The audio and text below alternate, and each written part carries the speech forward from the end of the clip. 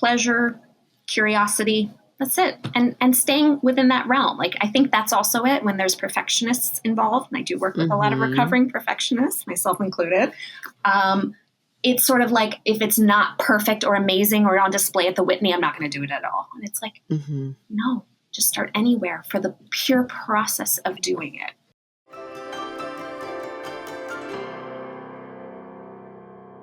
If you've been feeling burned out, emotionally stuck, or just overwhelmed by the demands of life in general, adding moments of creativity and playfulness into your routine might be the missing piece you need to help you feel more balanced and grounded.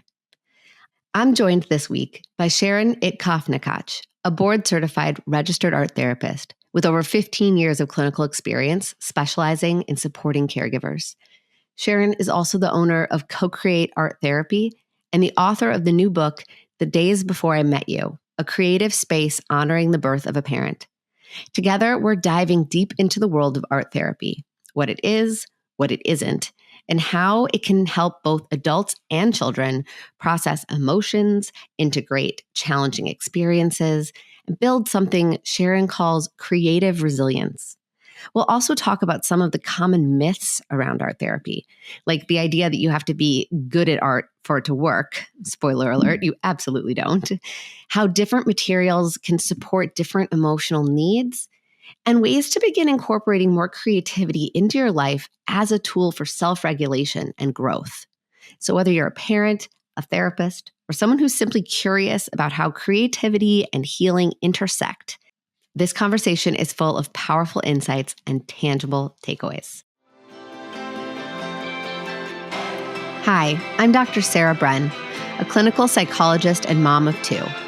In this podcast, I've taken all of my clinical experience, current research on brain science and child psychology, and the insights I've gained on my own parenting journey, and distilled everything down into easy to understand and actionable parenting insights, so you can tune out the noise and tune into your own authentic parenting voice with confidence and calm. This is Securely Attached. Hello, we have Sharon Itkoff Nacache here. Thank you so much for coming on the show. Hi, everybody. Welcome. I'm really excited about this episode. So if people are listening in and are curious, can you tell them a little bit about like what you do and how you got into this particular, like what about art therapy and this kind of work really got you excited and interested? Absolutely. Let's jump right in, and thank you for having me. So I am a licensed creative arts therapist. In New York, that's an LCAT. In New Jersey, that's LPAT. That's some of the letters you'll see after my name. I've been practicing for over 15 years. Always was an artist first, but like a very sensitive artist, not a type that can just go out in the galleries and promote myself, more like the touchy-feely kind. And so I was always naturally gravitating towards psychology. I come from a long line of mental health professionals. And I studied at Pratt Institute, where I got my master's. I've worked, Sarah and I were talking for a minute about our past lives. I worked a little bit in inpatient psychology. I mostly started with children doing art therapy. Later, I worked in a substance use disorder clinic where I did most of my training. And interestingly, that closed 2 days before my due date with my first child. So it sort of was like this natural, I don't know what you evolution. Yes, thank you. Or like a cosmic collision is sort of how it felt, where suddenly I found myself a stay-at-home first-time mom in this totally new role. And it was a tough adjustment. This was back in 2017, so even pre-pandemic. And, you know, being a mental health professional, already practicing, very connected, I was just kind of floored by how hard it is and how isolating it can feel and how it's so hard to access resources, even for someone who's already so-called plugged in. So that kind of spurned my other journey, which was finding perinatal mental health and postpartum support international. And I sort of was like healing myself as I started to specialize and study perinatal art therapy. And then I wrote a book, which we could talk about in a minute, as part of my coping, and got certified in perinatal mental health, and then kind of launched my practice, Co-Create Art Therapy, shortly after my second child was born. So it was kind of a reparative experience with that. Mm-hmm. And I've been practicing ever since. So I call myself a perinatal art therapist. And that includes the PMHC, perinatal mental health certification. And I mostly support caregivers. I call it caregivers, creatives and caregivers, in just navigating this life stage. And this could be from, the moment it sparks, do I even want a child? Am I interested in procreating? And the ambivalence around that, all the way through parenting stress. And now it's turning into more women's health, perimenopause, menopause, beyond, because I do think postpartum is forever. So that's a little bit about me in a nutshell. Yeah. Oh, I love that. We were talking before we started recording, but it's interesting how these how interest in art early on can take so many different paths. Like I was sharing with you that I was an art major before I went into psychology. And interestingly, I was at NYU and for undergrad, where I majored in interdisciplinary studies. And at the end of my senior year, I had to write this sort of thesis integrating the different things I'd studied, which was mostly art and psychology. And my thesis was on Dali and surrealism and dreams analysis, and with Freudian and Jungian dream analysis. And so it was a very weird intersection, but it was really fun to write about. It made fascinating. Yeah. And then I went and pursued my PhD in clinical psychology. And I had, on my very first placement in my training program, I was on an inpatient unit and I was running art therapy groups. And I loved it. I did not know what I was doing. And I think that's one of the reasons why I was so excited to have this conversation with you, because it's a very complex way of doing therapeutic work. Can you talk a little bit about? Sure. Yeah. What is art therapy? What are maybe some misconceptions about it and what it really looks like and feels like? Yes. And you touched on so many things. Let's make sure we go back to Jung if we can later. Yes. But yeah, I mean, inpatient art therapy is the most clinical you can get, right? And that is working with a population who probably has acute, maybe multiple diagnoses, maybe, lower ego functioning. So maybe highly defended. A lot of inpatient art therapy looks like kind of containing and finding a safe externalization of just feelings and maybe reconnecting to the artist self as opposed to just the patient self. There's this amazing art therapist who's still practicing, Pat Allen, and she wrote an article, which I can send to you later, called declinification syndrome or something like that. And it was all about how art therapy had become overly clinicalized, and she actually developed this modality called open studio process, which was really more about just relating to patients as artists and kind of giving them a space through writing and drawing, or even, other types of media, just to express in a more kind of humanistic way and less clinical. And that was kind of a revolution in terms of how art therapy can kind of be applied in those settings. But traditionally, so art therapy has been around since, I think, the 40s, but really forever, right? We all as humans have, cave paintings and just scribbling. I mean, the natural kinesthetic healing properties of art have always existed. I think it's our first language. We are pre-verbal when it comes to art making. We think in images. So, but as a field, it kind of concretized in the 40s. And there are a couple schools of thought. There's that open studio model, which is kind of gently structured, but very humanistic and probably the least clinical.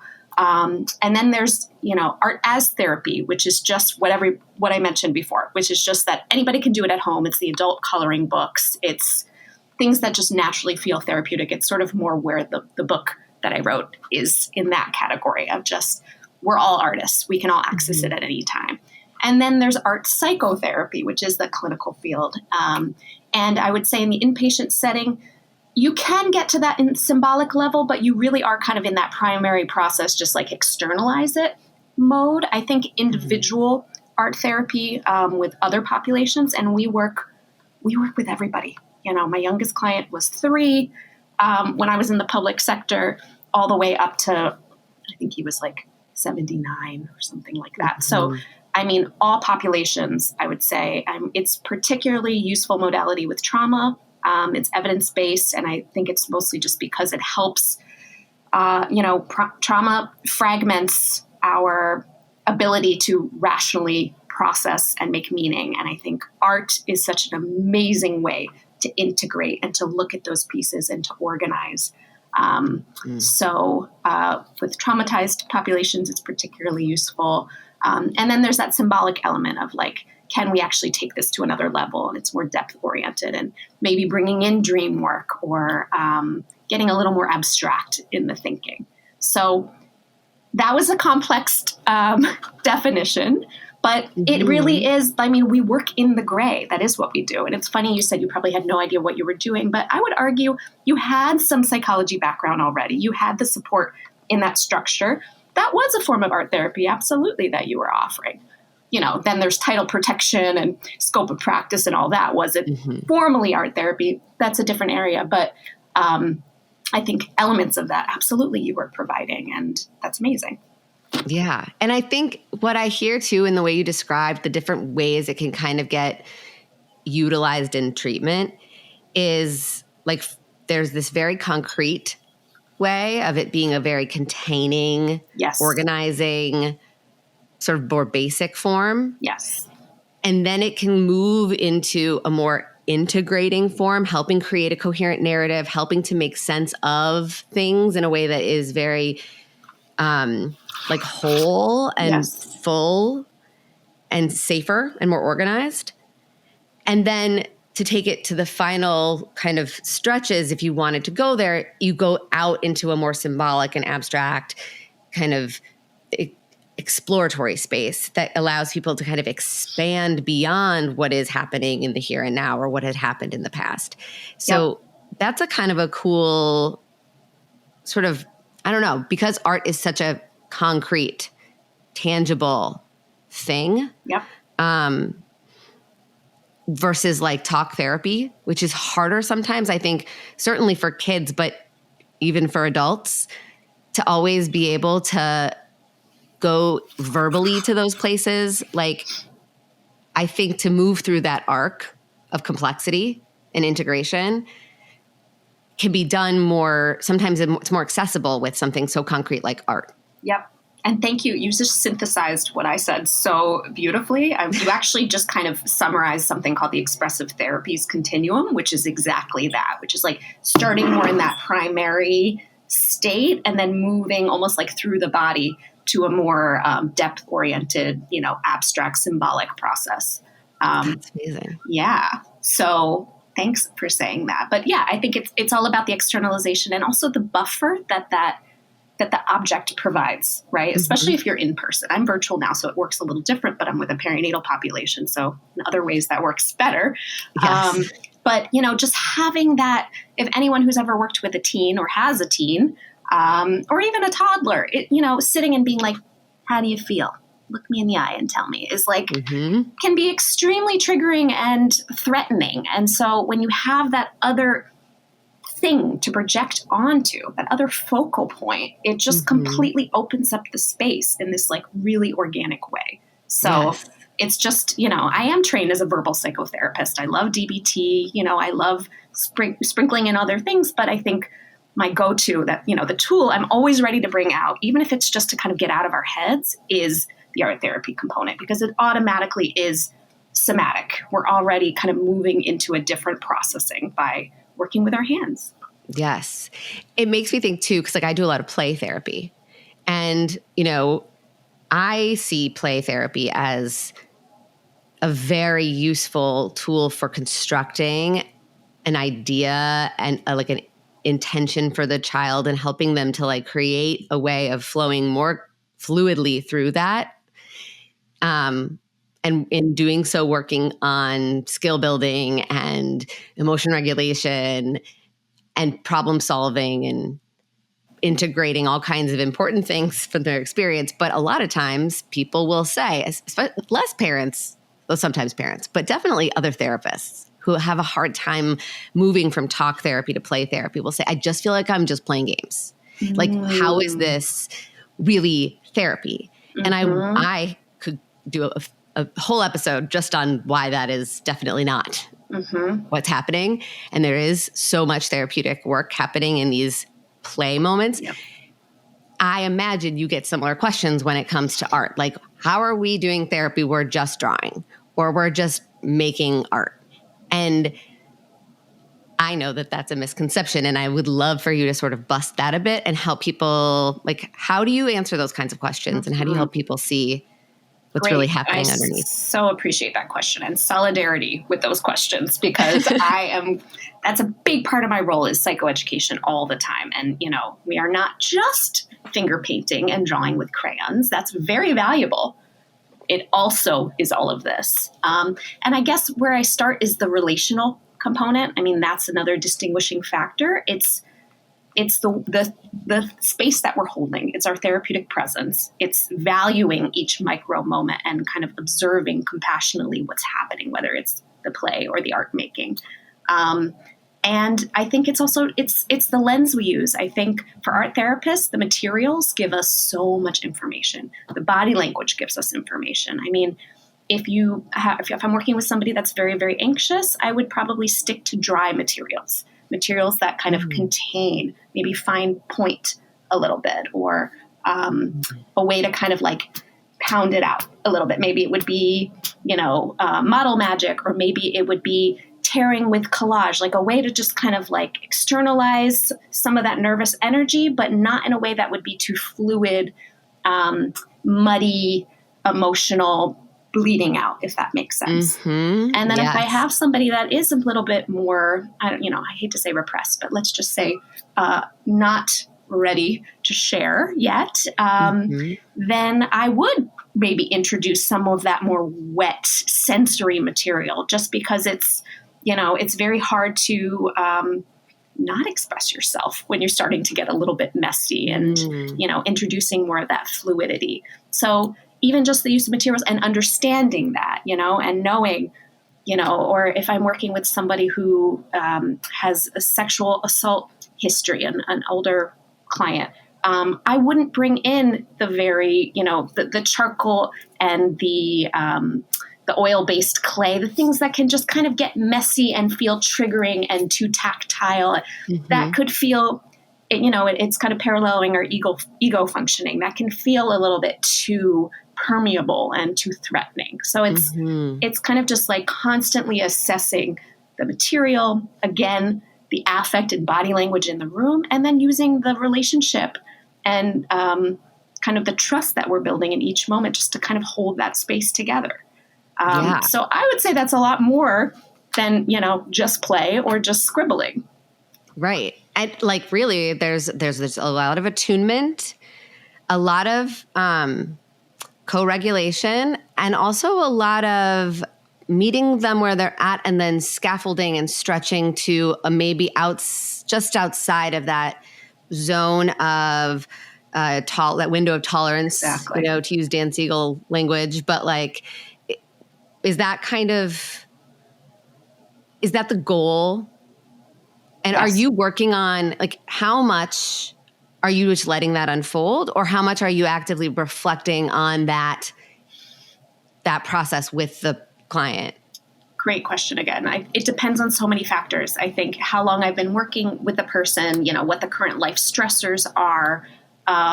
Generally, just in my own sort of like cheat sheet in my head, I'm like constantly assessing, am I building up defenses today, or am I, do we need to kind of be more supportive and holding, or do I need to be gently helping to kind of like break some of those down that are no longer serving us? Do you know what I mean? And I'm constantly doing that dance. And sometimes, with clients I've worked with for a number, like we do it together. I'm like, is this feeling okay? I'm constantly checking in with them and trying to empower them in the process.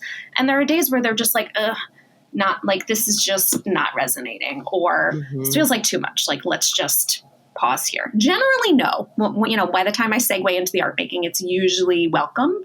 But, it's a very delicate balance, I think. Yeah. And do you find that people come to you like with their, like when they, call you up and say, I'd like to start working with you, what are their expectations? Like, are they wanting to do art throughout the whole process? Is it something you fold in as you go? Like, I'm curious what like it looks like in the room. Yes.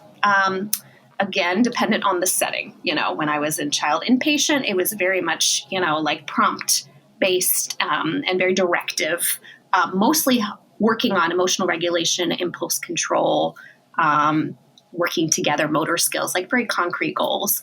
When I worked in the substance use disorder, a lot of my clients were mandated. So it was like, whatever, if I got to be here, like, you tell me. And like kind of reluctant, but then through the relationship, there would be like a gradual melting of the walls. I'm mixing metaphors here, but you know what I mean. I get what you mean. The armor's there. Well, the safety started to build, right? They could lean in instead of stay protected against being vulnerable or sharing something. Exactly.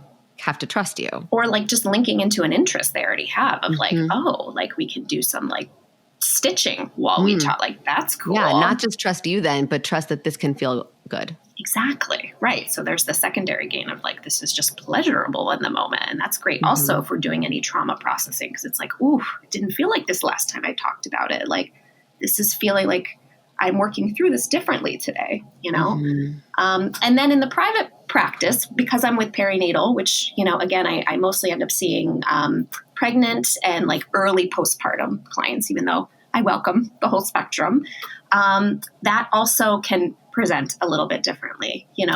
I think I have nervous first-time moms who need to process and really want to just sort of stay anchored to some sense of self. So it can be a lot of like calming activities and grounding, and also just spaces to reflect, journaling, and then I've actually had an influx of traumatic birth clients recently. And that's very much kind of crisis intervention, just holding the space and like gently processing once there's enough supports in place. So that's, again, a very like delicate process. So, and then, also people who had a healthy labor delivery and are fine, but just very sleep deprived, my newly postpartum, but if they have the baby nearby, sometimes they don't want to work with their hands, but they do want to talk in metaphor. They do want to share a dream or maybe show me a piece of art from the past, and maybe they're feeling a little less verbal because anyone with mommy brain knows that like, that's the first thing to go. And like, that's not the part of our brain that's like hyperactive in the moment. So like, let's lean into these other skill sets. Yeah. So there's a variety of ways to work depending on where they are, I think developmentally. Yeah. No, that makes so much sense. I love to, I know, so this book that you wrote, can you talk a little bit about, my understanding is the book it's not like a supplement.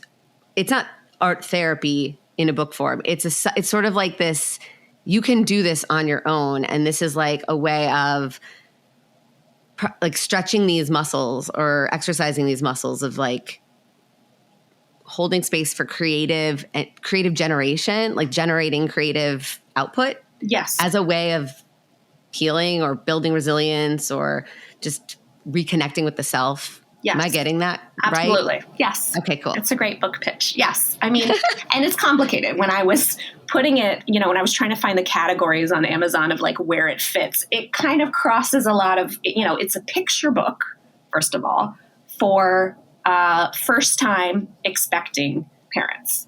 And then there's this participatory component. So like, is it journaling? It crosses boundaries a little bit, but here it is. Those who are able to see, it's called The Days Before I Met You, a creative space honoring the birth of a parent. And I'll just kind of talk about the process a little bit. It was born out of my own angst in my third trimester. I wasn't sleeping. my job was closing its doors any moment. So there was this like impending doom or like excitement, but I was like looking into the abyss. It was very intense. And I just intuitively turned to colored pencils and sketching and rhyme, interestingly, like a little bit of narrative therapy, where I decided, okay, I'm in my third trimester. I'm going a little bit crazy. I'm going to make this into something. And I think art therapy is all about that. Like, it doesn't mean it's not a toxic positivity thing where it's like, make it all beautiful, but it's more like, let's just take this process, lean into it, and like see what we can shape it into. Right. It's like taking what you were saying earlier, not that you have to have trauma to feel fragmented, but like when we do feel fragmented or scattered or disorganized, disintegrated. Yes. Like taking all these pieces and putting them together in a way that tells something coherent, cohesive, something narrative, it's organizing and like grounding and 100%. orienting. So that makes so much sense to me. Exactly. Plus I was working towards this product. I was like, as it started out with doodles, and I actually have my original sketchbook where I wrote it, which I just wanted to kind of share that. That's so cool. Yeah. It just started out in it's like water stained and, but like, this is it. This is what I was doing.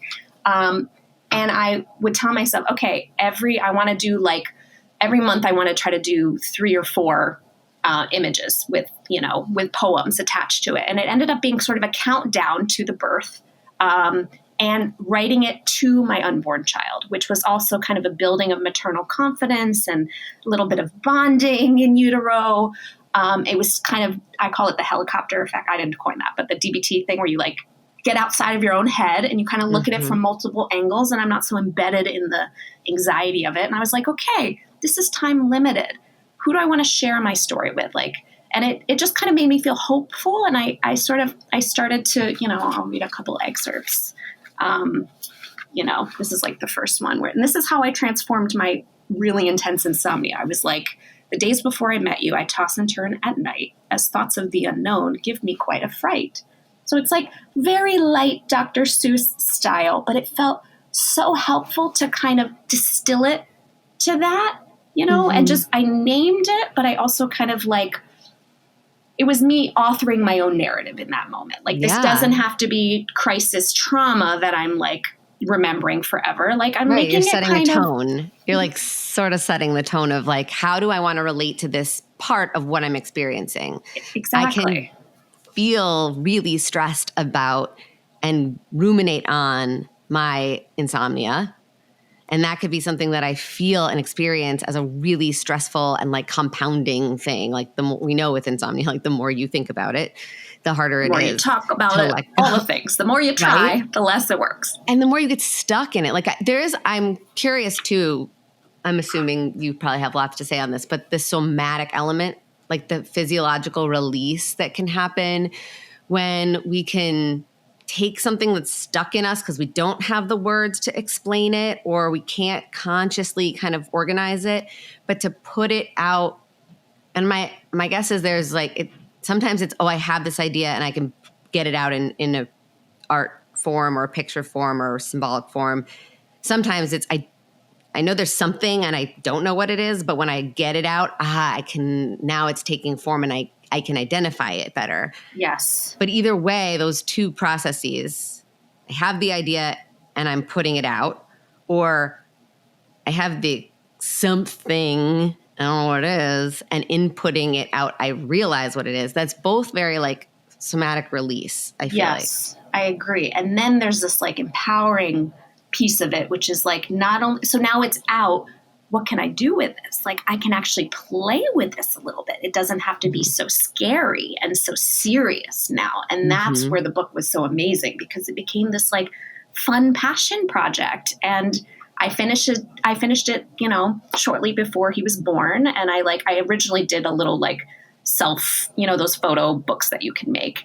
And then I decided, kind of recently, because I published it recently, I felt like I was sort of pregnant with this process for a really long time. And I was like, it's time now that I've been working in the perinatal world for a while and I'm postpartum from my second, and I think I'm finished with that chapter. Like, I want to birth this out in the world, and I want to do something with my story. So I think, again, that was part of my healing as well. And there's a lot of the wounded healer component. So I wanted to share my story, but then I add this kind of interactive piece. I won't give too many spoilers, but I just tried to give space. Write or doodle your thoughts below. What do your days before look like?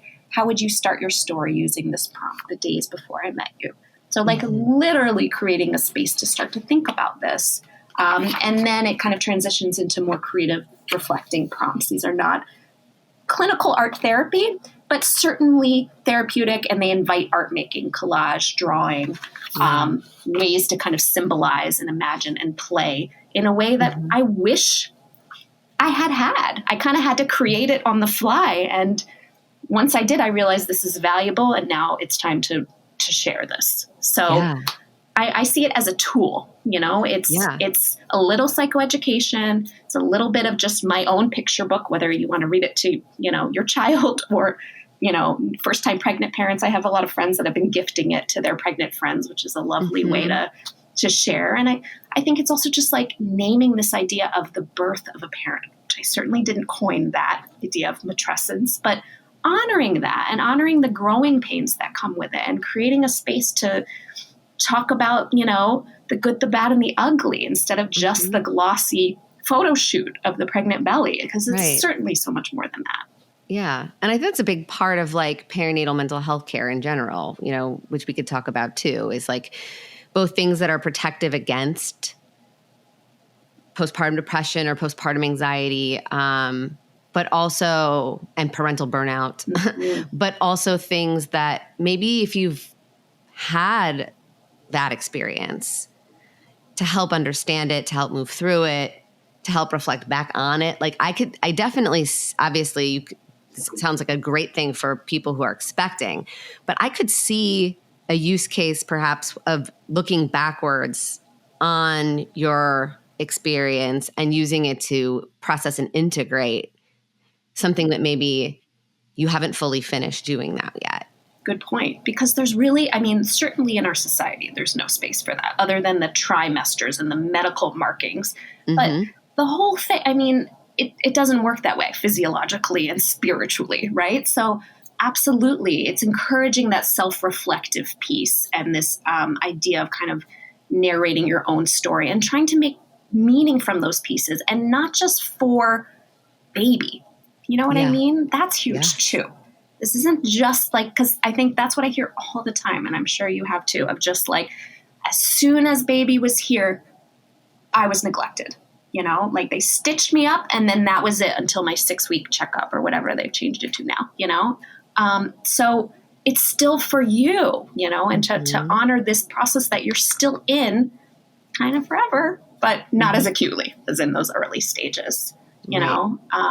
And also just kind of, I think, validating, but also like, I guess legitimizing is the same word, but I think there's just something about really naming this time and wanting to mark it somehow beyond the photos that don't quite capture it, And I think it's kind of neatly tied up because, there's not 100 pages at the end. There's just, just a little bit of space for you, and maybe like planting that seed to like keep this self-reflective space for you throughout, because I think once we morph into, seasoned parents, I think we can lose ourselves in the caregiving role. We lose ourselves in serving the other. And that's a huge part of, I think perinatal mood and anxiety disorders, but also caregiver burnout, which is not yet a DSM diagnosis, but is certainly a socio-political issue that has become really exacerbated, I think, since the pandemic, and just more and more, at least I'm seeing it in my own world and also my practice. Yeah, I see that too. Actually, it's funny that you're making me think of something that I often talk a lot about with my clients, because I work with a lot of parents. I also work with a lot of parents who have kids who have big feelings and big behaviors and can be just require a lot more intensive effort on the part of the parents, right? So we are more vulnerable to burnout because we happen to be parenting within a family system that requires just so much more of us. Yep. And one of the things I will often do when I'm working with a parent or like a couple is talk with them about, I have them fill out kind of like a pie of all the different roles that they hold in their life, and to think about what of those roles have gotten outsized, you know, in the course of becoming a parent, right? And parenting usually is a big piece of the pie. Work can sometimes still be a big piece of the pie. But usually like friend, sibling, daughter, you know, spouse, those roles get really diminished. And the one part that people don't even think to put in their pie is this relationship and my role with myself, right? Mm-hmm. And one of the things that when we identify like, okay, this got really, the self role got really squished, and we need to create more space to open that back up. One of the questions that I always prompt them with is, what do you do for play? Like how do you play? And they'll always be like, well, I play with my kids and blah, blah. I'm like, no, how do you play? And I remind them that like that can look different in adulthood than it does when your kids play. And oftentimes it's like cooking, gardening, creating art, right? Like these are things that are our play and our hobbies and our fill up moments that are just for us. And they're not about being productive, producing, or being outcome driven or correct, So that just made me think of that. Like there's so many ways that burnout it's chicken or egg, right? Is the burnout coming because we stop playing? Or is the burnout keeping us from playing? But either way, I think play in art is like a massive antidote to burnout. Absolutely. I love everything you just said. I've been like sitting on my hands. I'm so excited. But I mean, caregiver burnout is another topic I'm so passionate about. And I partner with the Whitney Museum and New York City Health and Hospitals and their Art of Medicine program. So I also bring creative resilience workshops into hospitals for public hospital employees who are, most of them are caregivers themselves, but they're also in professional caregiving, serving, provider, public-facing roles.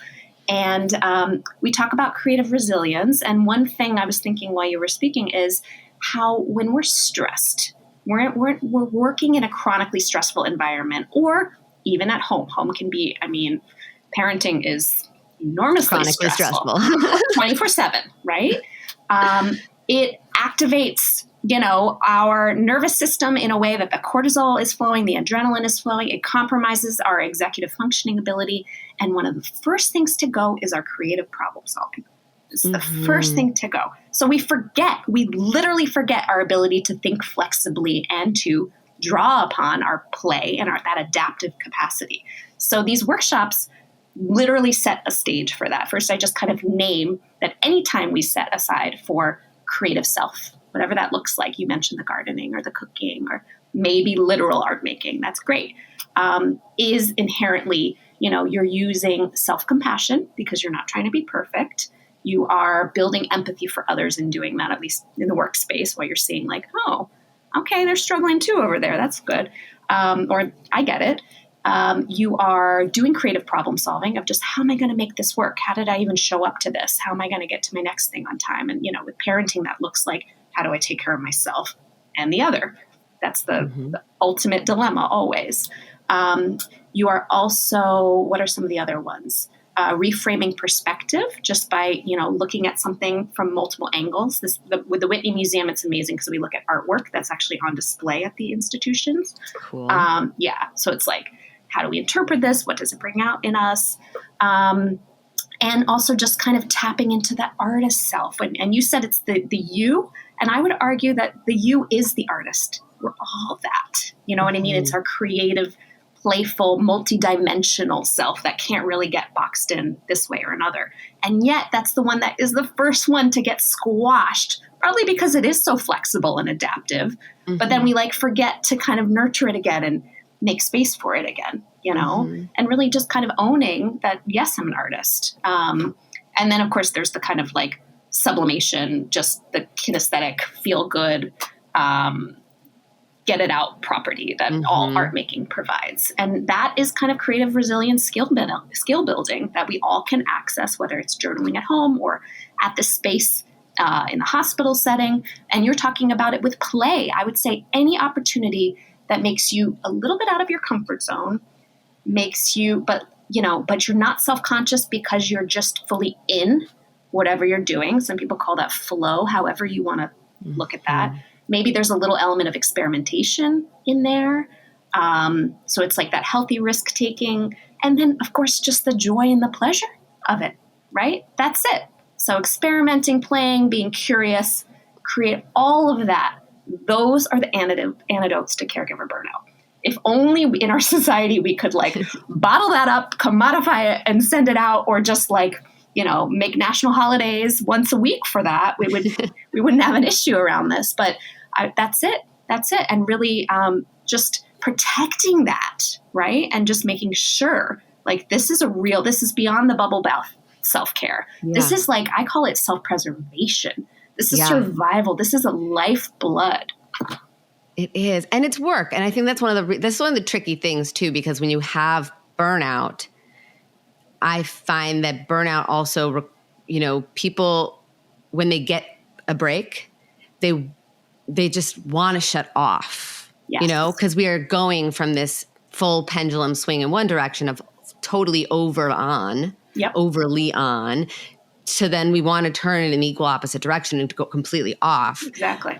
And so we scroll on our phones, or we take a nap, or we naps are good, but not that's kind of nap, that I'm just checking out. Escaping. Or I just zone out and stare into space, right?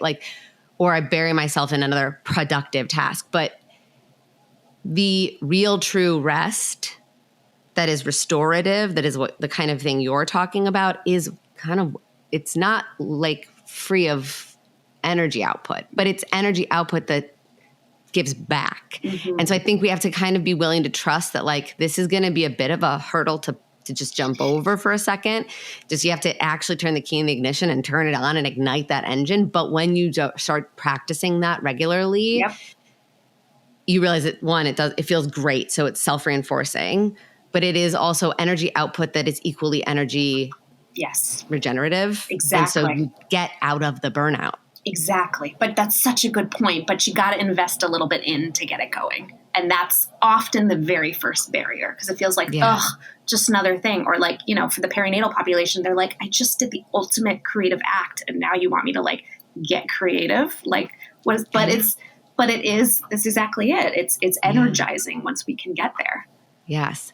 So my last question then is, if people are listening and they're like, okay, I buy it, I want to start doing this, but I do feel that like, I really just want to zone out when I have a break. And I find it really hard to kind of start. What are some things that you've found have been helpful for the people that you work with to like get started in some of these creative resilience skill building exercises, or just like life practices?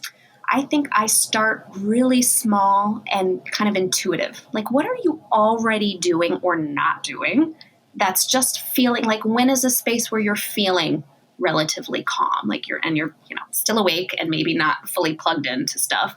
I have a client that told me it's when she's doing volleyball. She loves that back and forth. Whatever that is keeps her fully present and engaged. And so we were like, okay, how do we create, I think she called it peppering, it's called. I don't know if there's a real name for that, but how do we find more opportunities to like pepper in your life where you get to be fully present in that back forth relational flow? Or, for me, I'll just share mine. I don't have a lot of space for just like full out art making. So I find what I'm already doing and works for my lifestyle, and I just kind of amplify that. And for me, that's like curated playlists based on my feelings that I love to do every month. And I listen to them all through the month, and I do it with my exercising. I send them out to all my friends, and it's a way that I stay connected to myself and others. And that's my, like, I give it a little cool title and a cool image, and I theme it. And like, that's I think it's also just sort of recognizing the creative acts that we're already doing and honoring them as like our thing, and it could look like the new recipe or the cute little outfit for the photo shoot like that. It can also have a secondary gain of being for someone else or a greater, the meal for the family. Right.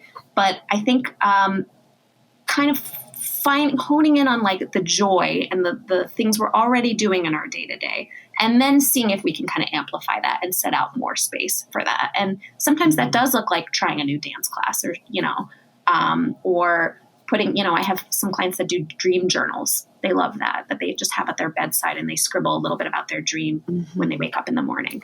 And that's just kind of starting to train the muscle a little bit, and then it is that, natural physiological, addictive component where it's like, this feels good. Like I naturally am starting to crave it and do it more. Yeah. And I love that it can be art. It can be anything, it's the act of creating something, generating something new that feels interesting and makes us curious and excited and joyful.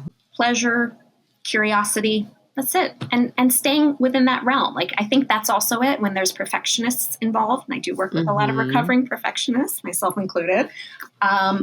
It's sort of like, if it's not perfect or amazing or on display at the Whitney, I'm not going to do it at all. And it's like, no, just start anywhere for the pure process of doing it. Right. And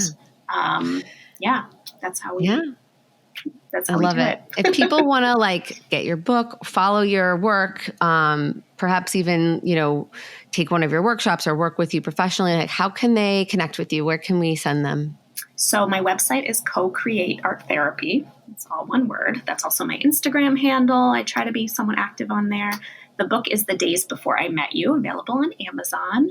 The workshops, I think the best way to find out about them are on the website. For now, they're kind of purely in the hospital settings, but I do sometimes do online or in person. But yeah, I'm here in New York City. You can email me, Sharon@cocreatearttherapy.com. And I want to thank you, Sarah, for having me, and all of the listeners for listening today. I hope that this felt kind of inspiring to kind of pick up your own creative practice and reconnect with yourself. I love that. Yes. Thank you. Thank you so much. I loved talking to you about this. So thank you. Thank you.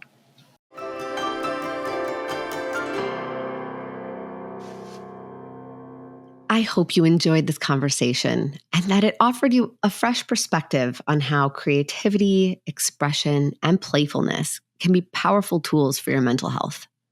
If you're interested in exploring more mental health resources, whether that's traditional talk therapy, play therapy, somatic work, or more, you can go to the episode description wherever you're streaming this podcast and get a link to check out my group therapy practice, Upshur Bren's Psychology Group. We offer therapeutic services in New York State and virtual coaching nationwide. And our multidisciplinary team of clinicians use evidence-based, integrative approaches to create personalized support plans for individuals, couples, children, and families that go beyond just treating symptoms and address the root causes of challenges to support emotional growth, strengthen relationships, and foster lasting resilience. To learn more about our services, visit our website at upshurbren.com. That's UPSHURBREN.com. There, you can schedule a free 30-minute consultation call, and we can offer you recommendations and guidance on supportive resources that best align with your unique needs. So thank you for listening, and don't be a stranger.